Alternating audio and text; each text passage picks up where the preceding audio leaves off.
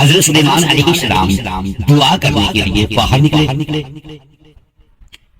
بارش نہیں ہو رہی تھی، تو آپ باہر نکلے تو ایک چیونٹی نے اپنے پر پھیلائے ہوئے، آپ کیونکہ جانوروں کی بولیاں جانتے تھے تو چیونٹی بھی دعا مانگ رہی تھی کہ اللہ مہربانی فرما، بارش عطا فرما۔ قحط پڑ گیا ہے۔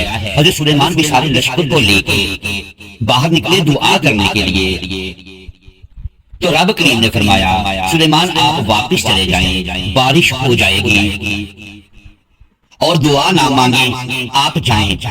حضرت سلیمان نے عرض کی مالک دعا تو مانگ لینے دے، بارش کا تم نے فیصلہ کر لیا تو دعا عبادت ہے۔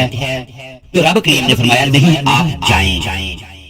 فرمایا وہ چیونٹی کے پھیلے ہوئے بازو دیکھے ہیں نا، تو اگر آپ نے بھی دعا مانگ لی تو چیونٹی کے دل میں خیال آئے گا یہ میری دعا سے نہیں برسی، تو سلیمان علیہ السلام پیغمبر کی دعا سے برسی ہے، تو آج میرا ارادہ قدرت ہے کہ بارش ملے گی تو چیونٹی کے کہنے کی برکت سے ملے گی۔ سبحان اللہ۔